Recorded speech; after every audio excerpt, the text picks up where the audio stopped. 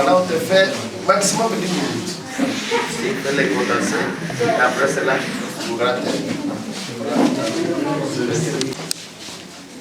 Révérend Père assistant, membre du jury, chers parents, chers camarades, frères et sœurs, invités distingués à vos titres profondément estimés, bonjour. Bonjour.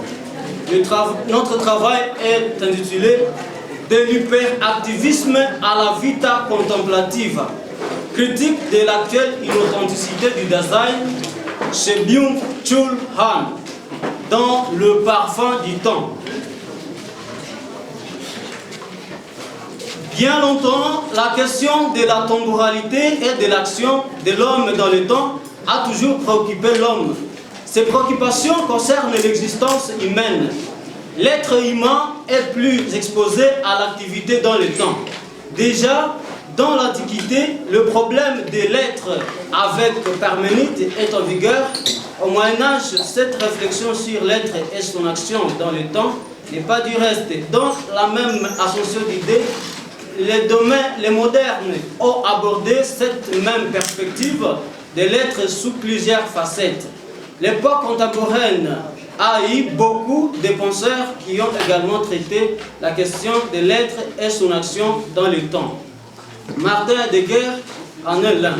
Écrivant « Être et temps », celui-ci veut à son tour comprendre le sens de l'être.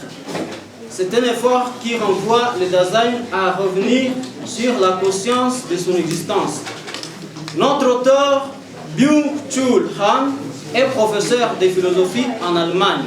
Il se montre touché, à l'instar de Heidegger, par la préoccupation de l'existence humaine. Dans son ouvrage « Le parfum du temps », il présente la crise de notre époque due à l'absolutisation de la vita active. Il cite beaucoup Heidegger dans cet ouvrage « Le parfum du temps » et adopte un style heideggerien. C'est pourquoi dans ce travail, certains concepts heideggeriens interviendront dans quelques paragraphes. Tel que l'auteur aborde la réalité du problème, la crise actuelle est issue de l'absolutisation de la vita active qui nous mène vers un impératif de travail qui dégrade l'être humain. L'homme du bougisme prend l'air des fugitifs et tombe dans le vibrionnage et de la crise du temps dans l'action de l'homme aujourd'hui. Quel est l'impact du bougisme sur l'essence de l'existence du Dasein? Quelle stratégie devrions-nous mettre en vigueur pour booster cette crise d'hyperactivisme vue comme inauthenticité et dispersion de l'être humain? Nous avons placé des hypothèses comme suit. Parler de la crise du temps et de la démesure au travail est une urgence aujourd'hui. Cet effort nous permet de comprendre le Dasein dans sa facticité. La vie active vécue avec conscience contribue à la construction de l'authenticité. Pourtant, elle a des conséquences significatives sur notre société. Elle vole à l'homme toute sa liberté et le rend esclave. Il est important de s'écarter de l'ivresse de l'hyperactivisme qui plonge l'homme dans l'oubli de lui-même, pensant qu'il conserve sa vie. Le travail devra être compris comme est aussi important car il fait partie de notre harmonie de vie. Le moment de détente devront être pris en action de l'esprit épuisé par les labeurs. Il faudra revoir l'attitude de toujours plus produire, pose la vita contemplative. On ne sortira de cette crise que lorsque la vita active aura intégré dans sa crise la vita contemplative. Celle-ci donne une durée à nos actions et nous permet de retourner à nous-mêmes pour mieux penser, pour réfléchir sur notre action et repenser les liens à la nature et à autrui. En plus, la vita contemplative renvoie à la pensée comme théorie. une forme de s'arrêter pour cogiter, philosopher et retourner dans son intérieur pour donner des principes constructifs qui peuvent guider l'action de l'homme ou de la société dans une voie cohérente. Le temps devra avoir un parfum agréable, c'est-à-dire vivre dans le temps sans hyperactivité, donner sens à notre temps et à notre vie. Le choix du travail, ce travail devra contribuer à recadrer le sens du travail par rapport à l'exigence du principe de plus produire et consommer qui sape l'authenticité du design dans l'existé. La démesure au travail est un vice que quiconque, après avoir lu ce travail, pourra corriger. Cela aidera à établir une compréhension humanisant l'action de l'homme dans son temps. Aussi, ce texte devra servir à revoir l'équilibre existentiel de notre temps et travail pour en faire une construction de la vie de l'homme et non une dégradation de l'homme par l'hyperactivisme. Méthodologie et sujet du travail. Ce travail se propose de comprendre à quelle mesure la crise de l'hyperactivisme détruit l'essence authentique du travail et de l'homme. Il s'agira aussi d'analyser les effets de l'absolutisation de la technique ou vie active sur le comportement de l'être humain aujourd'hui. L'absolutisation de la vie active dégrade l'être humain en animal laborant. Ainsi, pour aborder cette méthode de compréhension et d'analyse de la crise du temps et de la facticité du design, ce travail pivotera sur 3 chapitres. L'initial est la crise du temps dans l'action de l'homme aujourd'hui. Le suivant concernera l'influence du bouddhisme sur l'essence du travail et de l'existence de l'être là. Le dernier sera une invitation à repenser le travail et le temps en lien avec la vie. Dans le premier chapitre, les points clés, nous avons parlé de la crise, le temps, nous avons parlé de l'être selon Martin Heidegger, nous parlons de l'hyperactivisme et le bouddhisme. Dans le deuxième chapitre, nous allons parler du travail et contraintes comme dans la dialectique du maître et de l'esclave, le non-sens de la démesure au travail, la crise du temps et danger du wokalisme. Le troisième chapitre est le point qui sont saillants. Nous avons la vita contemplative comme voie vers la pensée, le temps libre, concilier la vita contemplative avec la vita activa.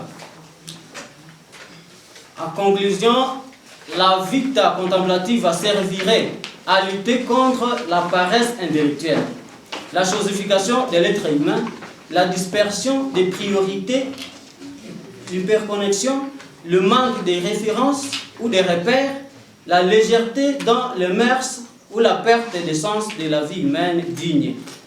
Aujourd'hui, intégrer la vie méditative dans le vivre pourra libérer l'homme de la précipitation et de la démesure au travail. Il pourra vivre dans le temps et non hors du temps. L'intérieur de l'homme soigné servira à bien construire un monde où le design est conscient de son existence. Le repos demeure important dans la vie de toute personne. Il est à prendre avec considération dans notre vie actuelle.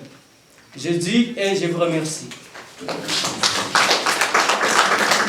beaucoup, c'est bon. Avant que je ne parle de ça, juste quelque chose à souligner là-bas. Ça concerne le site de l'université www.usconline.edu.cb. J'ai déjà indiqué ça ici, tu auras ça. Donc là, ça c'est l'ancienne adresse. Alors, le titre aussi, dans le titre, il y a quelque chose là, je crois, à corriger. Je ne sais pas comment c'est écrit chez toi. Regarde les mots là, inauthenticité. Est-ce qu'il y a les H? Pardon? doit bien placer ça. C'est ça. Parce que le mot... J'ai vu ça dans les textes, ailleurs c'est bien écrit, mais ici c'est avec H. Je me suis dit, mais si j'ai un français faible, mais il y a quelque chose là qui cloche. Ouais. Donc là, il y a quelque chose à revoir. Merci pour la méthodologie, tu as été consistant avec tes citations du début à la fin du sujet. C'est intéressant, cette affaire de contemplation, montrer que nous devons retourner dans la contemplation. Alors, tu dis actuelle inauthenticité. Là, je viens de te le dire, donc les H viennent après le, tu vois, inauthenticité. C'est là où il y a le H, pas là où tu as mis ça. Alors tu as dit actuelle inauthenticité. Ce que tu as dit. C'est actuel par rapport à quoi? Parce qu'ici je vois de l'actuelle inauthenticité du Dasein contemplative. Ouais. Critique de l'actuelle inauthenticité. Merci. Je voudrais que tu puisses là m'éclairer vraiment sur ce point-là, sur cette notion-là de l'authenticité et de l'inauthenticité. Maintenant, l'actuelle, l'authenticité, c'est ça large, tel que le titre est là. Merci. L'aspect que souligne l'auteur par rapport à ce que nous vivons aujourd'hui, il part d'abord de la considération du travail par rapport au temps moderne, par rapport au Moyen-Âge, par rapport au Moyen-Âge où l'aspect du travail et de l'hyperactivisme était quand même modéré. Alors, du fait qu'aujourd'hui, avec l'évolution de la science, voilà, l'actuelle inauthenticité, ça réfère à l'évolution scientifique des découvertes aujourd'hui. Ça réfère aussi à la mondialisation. L'actuelle inauthenticité, ça rappelle aussi à la montée à puissance du désir capitaliste aujourd'hui, avec les entreprises, quoi, avec ce que nous pouvons appeler les multinationaux, juste le néolibéralisme aujourd'hui, c'est un grand mouvement avec les intérêts. Donc actuellement, maintenant, c'est ce que l'auteur maintenant est en train de critiquer dans ses ouvrages. Ok, mais merci pour ça, cet éclaircissement. Et alors, j'ai vu dans les textes, tu es beaucoup appuyé sur... non, l'auteur lui-même s'appuie beaucoup sur Heidegger, n'est-ce pas? Si. Et tu l'as bien dit d'ailleurs dans l'introduction que beaucoup de termes, de concepts d'Heidegger se retrouvent dans le langage de Hans. Et là, tu as vraiment raison. Alors, ton explication là, est-ce que tu peux aussi essayer de dire quelque chose sur le Dasein, façon dont Heidegger en parle, tel qu'il concevait le Dasein, et la façon dont Hans voudrait que... Y a-t-il des différences ou non? Si. Par rapport à la compréhension du terme Dasein, je vais faire d'un côté, je vais partir d'un côté chez Heidegger. Heidegger, dans sa philosophie, il voudrait amener les gens à prendre conscience d'eux-mêmes, de leur existence, comme il est du courant existentialiste. Alors, quand il dit les Dasein, c'est un terme d'abord allemand. C'est un terme allemand. Alors, il veut signifier juste... il y a un autre terme qui parle de l'être là. L'être là. Alors, dans la philosophie de Heidegger, pour que quelqu'un puisse facilement comprendre et non pas juste rester dans la masse des concepts, comme avec une langue, une philosophie qui vient de la langue allemande. Donc, le vrai terme, il faudrait juste descendre de façon herméneutique, c'est juste l'homme. Donc, le Dasein veut dire l'homme. L'homme. Et chez Byung-Chul Han, quand il utilise le Dasein, il parle maintenant de l'homme actuel, l'homme d'aujourd'hui qui est maintenant enveloppé par toute la montée que nous avons, la montée libérale, le capitalisme, désir, travail, donc des choses comme ça, hyperconnexion, tout ce que nous avons. Alors, il dit, le Dasein doit être authentique. Voilà. Être authentique, c'est que il faut être conscient de ce que vous êtes, être conscient de votre dignité comme personne existante, comme personne autonome. Alors, l'authenticité, c'est être conscient de ce qu'on est en train de faire, être conscient de la dignité de l'homme. Alors, l'inauthenticité, c'est quand on va à l'encontre de ce qu'on devrait prendre en compte, parce que la bioéthique nous amène juste à placer des valeurs, cultiver les valeurs par rapport à la protection de la vie. C'est de la vie, la dignité de la vie. Quand on va à l'encontre de la vie, alors ça devient une certaine inauthenticité. Alors c'est maintenant ce qu'il veut dire ici. Ok. Oui. C'est bien l'activisme ou bougisme de l'homme d'aujourd'hui. Du début à la fin, j'ai compris comme une des activités de la vie et harmonie de vie. Et bien sûr, jusqu'à la fin, tu es en train de montrer l'importance du repos. On dit, le travail anoblit l'homme. Qu'est-ce que tu en penses? Plusieurs personnes le savent, parce que le travail anoblit l'homme, oui. Le travail anoblit l'homme, parce que quand vous travaillez, vous pouvez trouver le nécessaire pour la vie, et cela peut justement vous aider à bien vous maintenir. Mais ça donne le travail donne la dignité. Le travail donne la dignité et le travail donne une considération. Alors, quand je dis que il faut le repos, le travail devient juste... là où il y a le problème, c'est que travailler n'est pas un problème. Alors, le problème c'est quoi? C'est aller à l'encontre des normes qu'il faut pour la dignité de l'homme. Prendre le travail comme quelque chose qui peut rendre esclave l'homme. Je vais prendre l'exemple, quand tu travailles, tu vois que tu as beaucoup de planification, et à un moment donné, il y a un peu d'imprévu qui s'intercale. Alors, pour vouloir dire que tu vas récupérer ce temps-là, alors tu veux travailler comme une machine, quoi. Donc, alors, c'est à ce moment-là, quand tu commences à travailler juste à dépenser au-delà, donc la démesure au travail, alors là, tu entres dans l'hyperactivisme. Et là, tu rends le travail... Donc, tu deviens esclave. D'entrer un peu dans notre réalité. Oui. Regardez un peu la réalité de la RDC, telle que nous la vivons, telle que tu la connais. Est-ce qu'il y a du hyperactivisme? Cette réalité que tu vois. Dans la réalité de notre pays. Est-ce que tu peux dire qu'il vraiment il y a de l'hyperactivisme? Oui. Et que les gens ne se reposent pas? Dans notre pays, il y a de l'hyperactivisme, peut-être, je l'ai souligné dans l'introduction, il dit d'aucuns n'en tiennent pas compte, mais c'est peu après qu'ils se retrouvent qu'ils sont tombés dans l'hyperactivisme.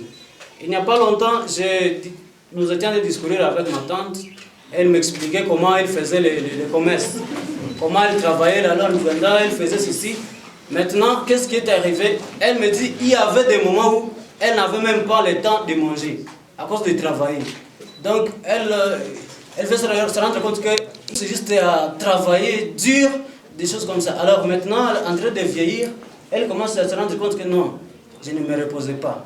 J'ai travaillé, maintenant elle sent que le corps, à l'hôpital, on dit non, tu dois avoir le repos de 6 mois par exemple, bien le repos de temps. Ok, mais merci. Ça arrive dans ces as-là. Merci pour cette explication, parce que la même observation, j'ai l'impression que ce travail, cette tendance-là de généraliser les choses. Parce que là, tu as dit, loin d'être perdu dans la spéculation, le philosophe descend vers la société dans laquelle il vit la pratique de la réalité.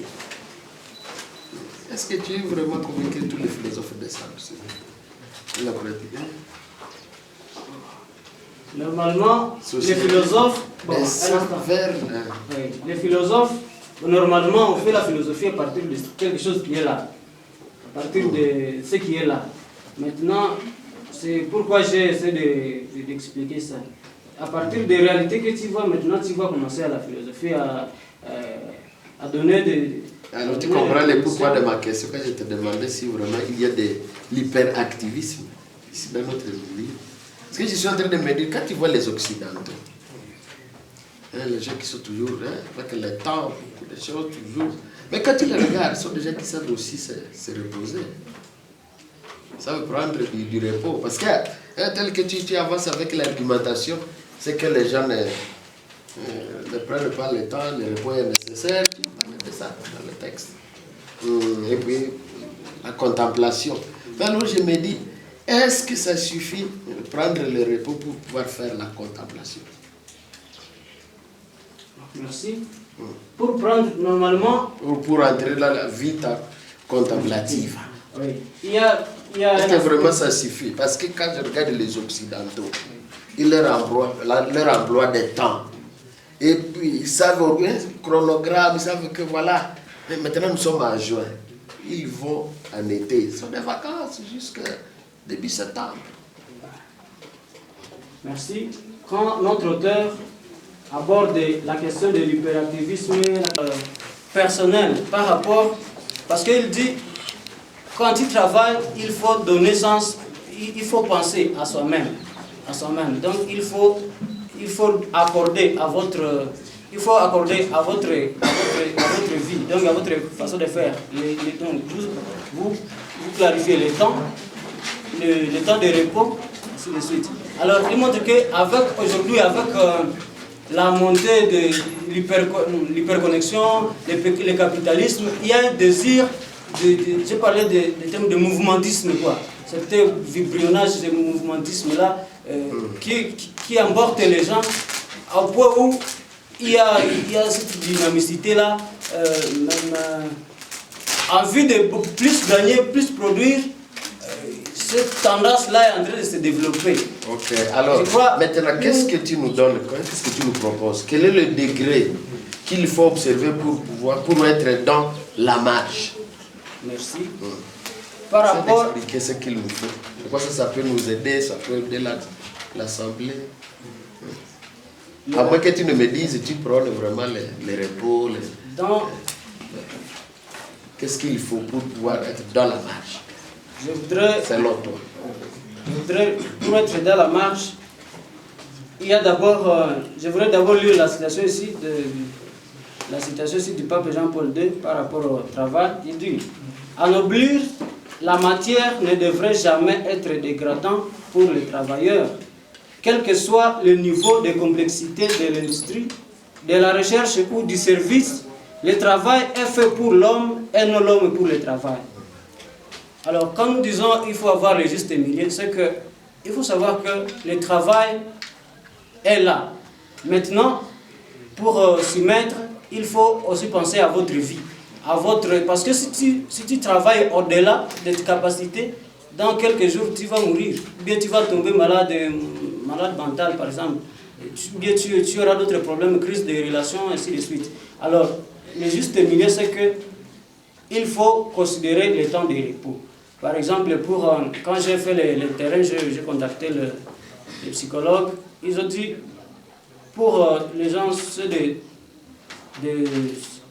18, 19 ans jusqu'à 65 plus, il faut se reposer au moins 7 à 8 heures de sommeil, par exemple. Là, c'est de façon concrète. Il faut se reposer. Alors, il ne faut pas travailler. Il faut travailler en considérant cela. Parce que c'est quand tu t'es bien reposé, c'est à ce moment-là que tu trouves de la force encore pour aller... Merci beaucoup. Il y a une observation. J'étais longtemps dans la formation. Et c'est une observation plus ou moins générale. L'emploi du temps. Je ne sais pas, là, YouTube, essaie de me faire un peu. Tu as une idée comme jeune. Est-ce que tu vas dire que les gens travaillent abondamment? Et si nous amenons cela chez les étudiants, surtout dans le monde académique, là, Mirador, je ne sais pas, je suis toujours curieux de voir combien d'étudiants entrent à la bibliothèque par jour et pour travailler. Nous vivons dans une société, je l'ai souligné, une société d'hyperconsommation. Donc, nous ne faisons que consommer les choses sans savoir ceux qui les ont aussi, s'ils avaient quel projet, par exemple. Alors, ne nous aident pas. Alors, ceux qui font les appareils, ceux qui le font, ils ont du temps pour s'asseoir. Ils ont du temps pour réfléchir. C'est ce qu'on appelle c'est aussi partie de la contemplation. Ils ont aussi du temps pour réfléchir, pour dire bon, qu'est-ce qu'il faut faire pour concevoir tel appareil. Il va s'asseoir, il ne va pas juste être là juste pour errer. Non, il va se concentrer. Quand je dis la vie contemplative, c'est une façon aussi d'avoir du temps juste pour critiquer ce qu'on est en train de faire. Parce que quand tu es dans l'hyperactivisme, tu es ici, tu es là-bas, tu fais beaucoup de mouvements, mais tu manques de repères. Je vais dans l'introduction aussi. Donc, tu vois qu'il y a juste une certaine inautonicité. Là, je suis d'accord avec toi. Seulement là où je semble ne pas être d'accord, c'est dire, voilà, parce que tu as bien dit, on produit beaucoup de choses dans un monde de production et de consommation. Les deux termes sont dedans, dans le texte. Mais alors je me dis, est-ce que ce n'est pas généralisé? Parce que quand je regarde notre réalité, est-ce que vraiment nous produisons assez? Mais consommer, peut-être oui. Déjà, on vient de donner l'exemple de la technologie moderne. Voilà, le téléphone. Ça, oui. Alors je me dis, est-ce qu'il ne fallait pas peut-être situer ce travail? Je comprends, Hans, il écrit, je suis du coréen, il écrit à partir de son contexte. Celui-là, il peut dire ça. Mais est-ce qu'on peut vraiment généraliser cela directement au contexte qui est le nôtre? Merci. Aujourd'hui, alors je voudrais avoir un peu, si tu peux donner des raisons. Ça nous aide facilement. Vous verrez, actuellement, on est facilement influencé par les réalités qui se passent dans d'autres pays même. Avec les appareils que nous avons, le même téléphone que nous avons ici, c'est le même téléphone qui sont là-bas, l'hyperconnexion. Maintenant, même les études, vous voyez, les gens font les études en ligne, donc on semble comme si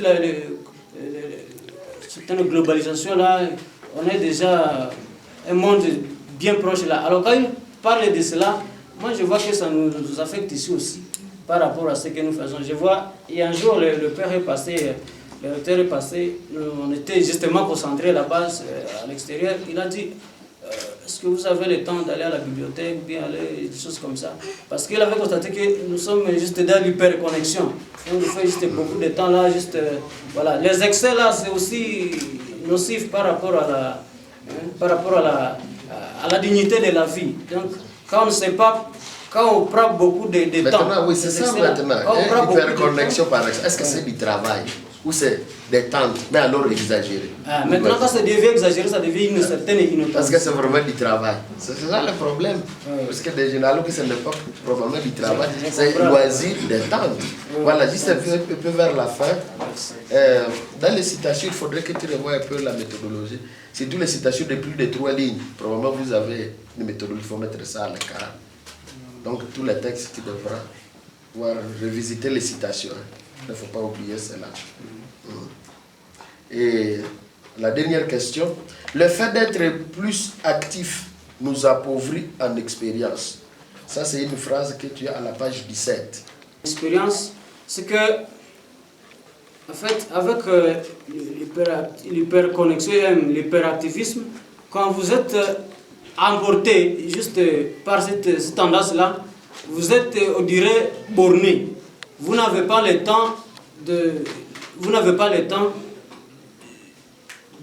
faire des relations avec d'autres, parce que l'auteur Byung-Chul Han vient de le souligner dans d'autres livres, l'expulsion de l'autre, des choses comme ça. Avec l'hyperconnexion, comme si on est bordé, on n'a plus le temps d'être en relation avec d'autres, donc aller au-delà de ce qu'on est. Finalement, qu'est-ce que tu as par expérience? Quelle est la chose qui te donne au moins expérience ici? Par rapport à l'expérience, là, je voulais parler de... Parce que quand tu viens d'expliquer, mais je semble ne pas être convaincu. Le fait d'être plus actif nous appauvrit en expérience. Tu utilises le mot expérience dans quel sens ici? Oui, en ce sens-là, je voudrais parler de...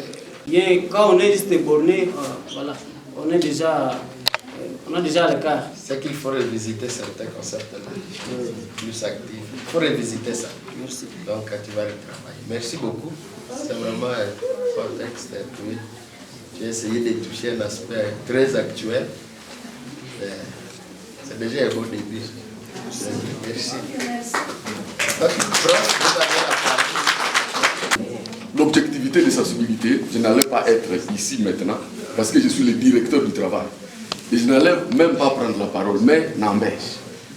À la suite du débat assez passionnant que vous venez d'avoir, qui porte vraiment sur la question du travail, je peux dire que je suis un peu frustré, j'étais même en train de sursauter en écoutant les réponses que l'étudiant donnait parfois de façon pas tout à fait complète, puisque ayant abordé l'auteur, ayant lu l'auteur, il aurait peut-être davantage donné beaucoup plus de précision. Et c'est pourquoi je reviens sur deux petites choses pour l'amener à ce qu'il vous réponde davantage, avec davantage de précision. Par exemple, la question concernant le repos qui peut ne pas consister à une contemplation. L'auteur donne la réponse dans les sous-titres de ton ouvrage de base. Quel est le sous-titre? Le sous-titre, c'est l'art de s'attarder sur les choses. C'est ça la contemplation. Donc tu allais dire, par exemple, dans le sous-titre, il répond à cela en disant, on ne se repose pas seulement pour se reposer, mais on s'attarde aux choses. Et c'est ça la contemplation. On ne s'attarde pas dans l'hyperconnexion. Le paysage, par exemple, la chapelle, les dieux. Donc, et c'est un peu cela. Il a même écrit un autre livre qui répondrait encore à cela. Parce qu'effectivement, le repos peut constituer une hyperactivité.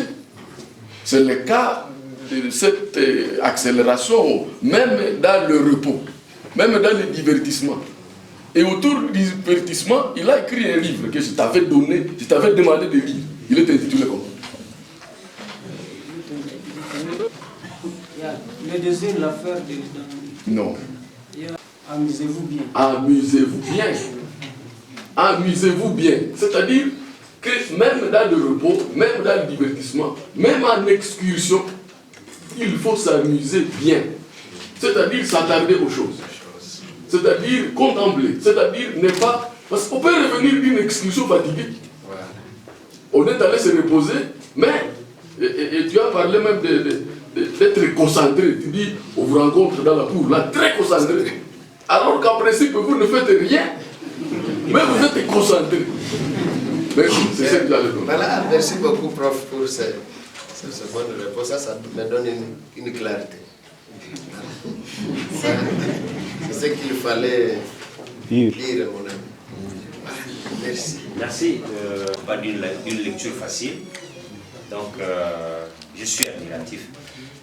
Mais j'aimerais demander juste au récipiendaire de nous montrer dans quelles conditions il y a eu évolution du débat de Heidegger à Jung, Chu Han, au sujet de la question de l'inauthenticité du Dasein, que tu as lu, c'est lequel?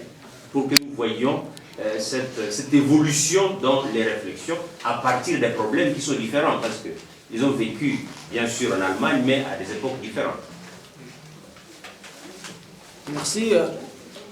Par rapport à la question du Martin Heidegger sur l'évolution de l'inauthenticité, dans un traitant de Martin Heidegger, il veut aborder les problèmes des lettres pour juste donner sens ou bien prendre plus de conscience pour l'existence. Parce que Heidegger, c'est un philosophe du courant existentialiste et lui, il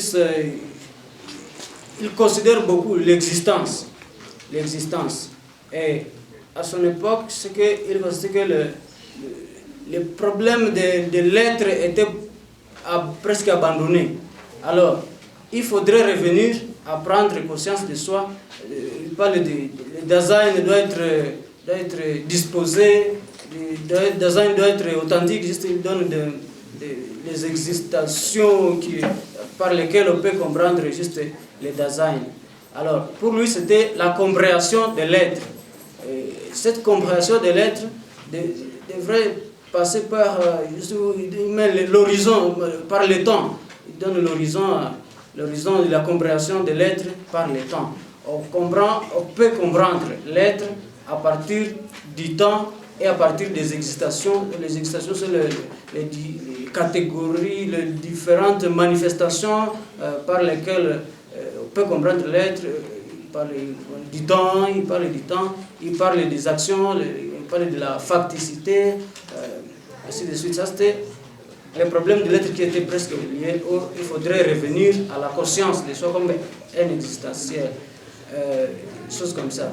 Alors, pour Byung-Chul Han, il reprend la même question, le même problème sous l'angle maintenant de l'évolution technoscientifique que nous avons aujourd'hui, la montée du désir capitaliste, le néolibéralisme aujourd'hui que nous avons, ce qu'il est en train de vouloir aborder maintenant. Il dit, est-ce que dans tout ça, est-ce que la question de l'existence, est-ce que c'est vraiment dignitisé, est-ce que c'est vraiment considéré, des choses comme ça. Alors c'est ce qu'il veut maintenant aborder comme ça.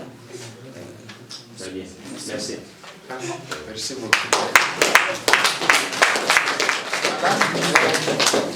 Félicitations à Seth pour ce débat.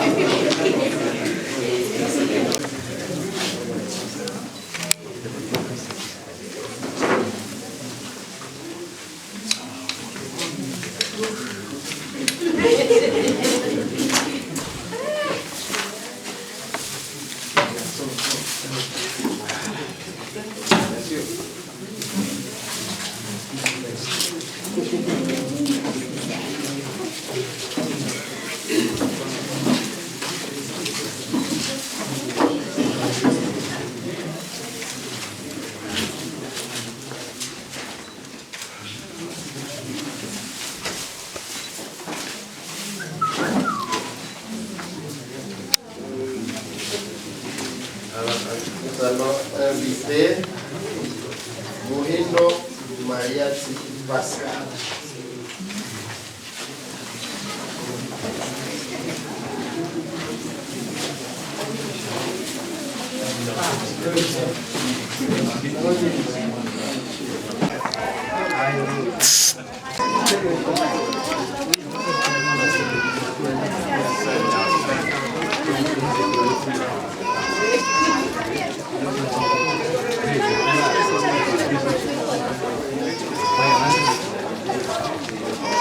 Ahora se toma.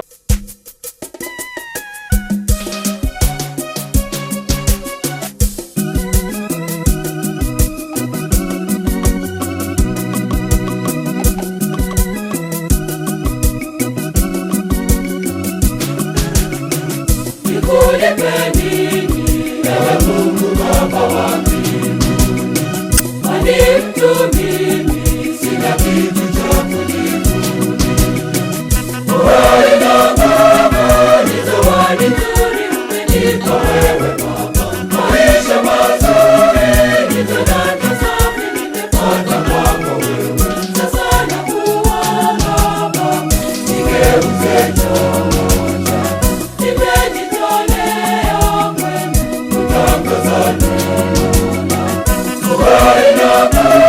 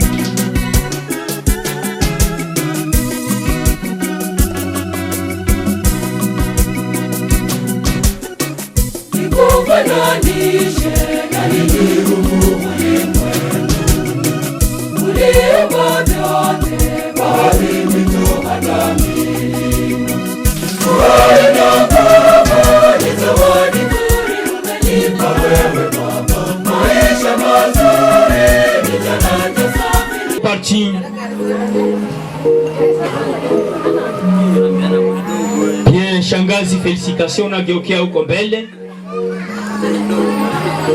Shangazi, unapiga hiyo 5 ambayo inakuwa kwenye verre. Tunakondea mpaka mara pili, umeimaliza. 1 pour 5, 2, c'est parti. Merci beaucoup. Yani défense. Il a l'attendre le frère Arsène nous dit.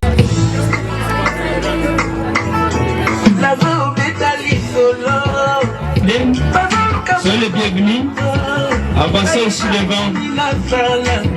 Avancez ici devant. Merci beaucoup. Nachukua nafasi hapo mbele.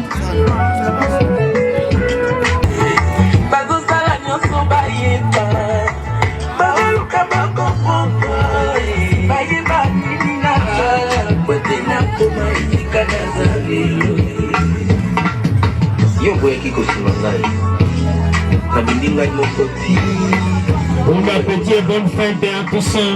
Alors combien c'est la réputation dans le Koutana?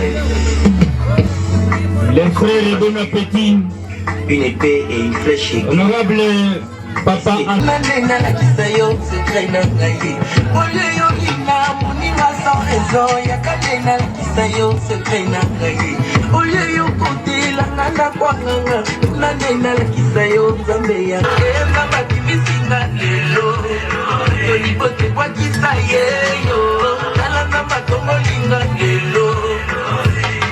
bon appétit, merci beaucoup, service protocole.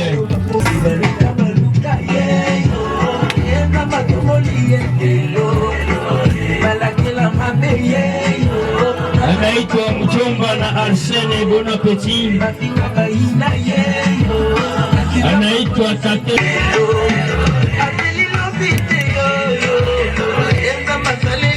Merci beaucoup, l'ambiance de la fête. Frère Arsène, bon appétit. Merci beaucoup, l'ambiance de la fête. Merci Jésus. Anaitwa Shangazi, bon appétit.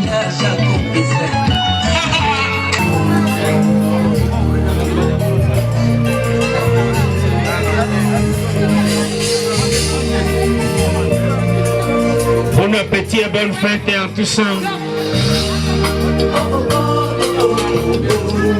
Anaitwa des anges, bon appétit.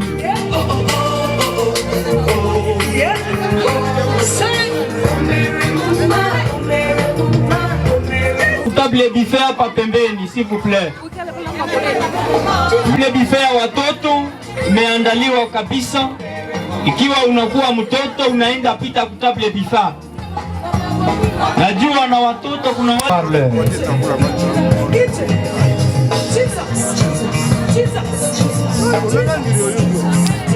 Papa Arsène, bon appétit. Maman na Arsène, bon appétit. Shangazi, bon appétit. Et aussi les amis, hein, bon appétit.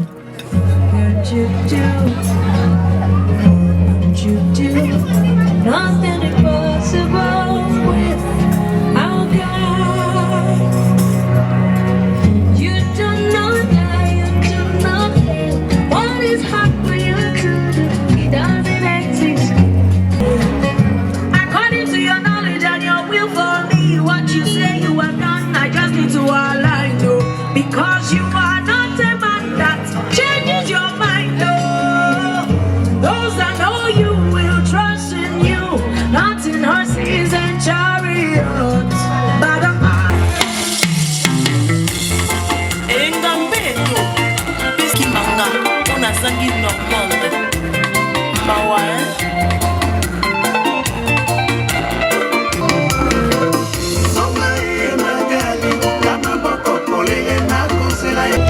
Toca bien, no Rolando Michuri.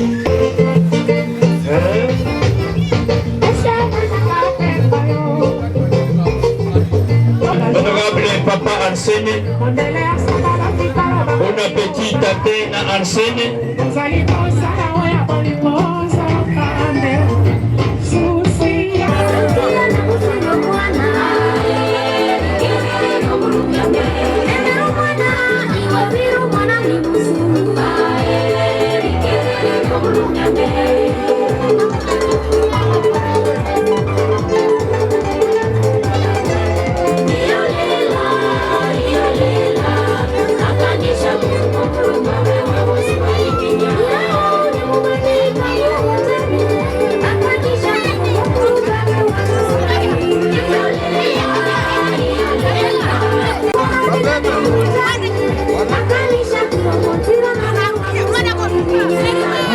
Hapana kutia desordre bien. Hapana kutia desordre. Hapana kutia desordre, s'il vous plaît.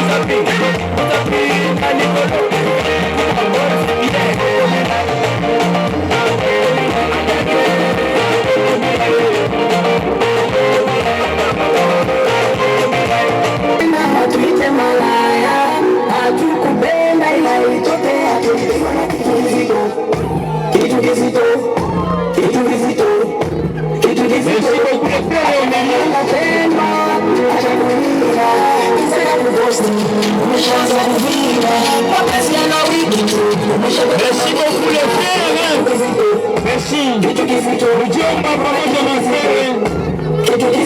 Merci l'ambiance, la fête.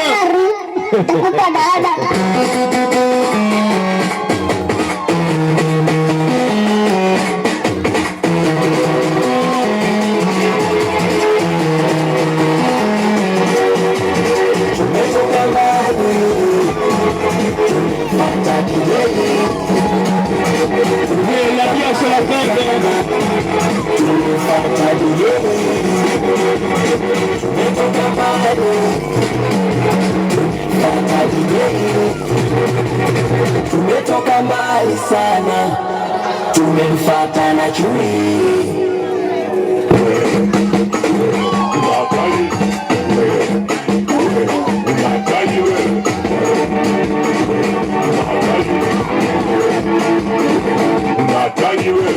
Ay mama,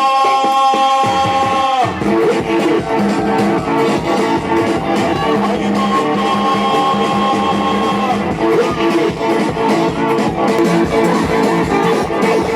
una copoilo, una feli wapi, buscando mala, María una guama wapi, usikitila kulewa, usikitila mademu jamani, msingi bila kumoka. Haya masela waonyeshe tunachezaje hapo.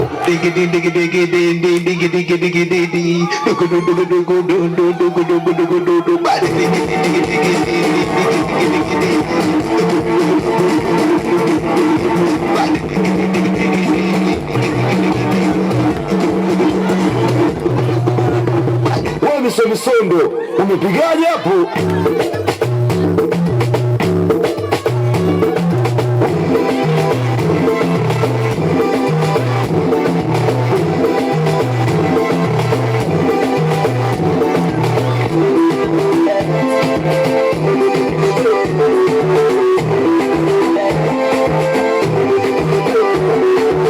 Misondo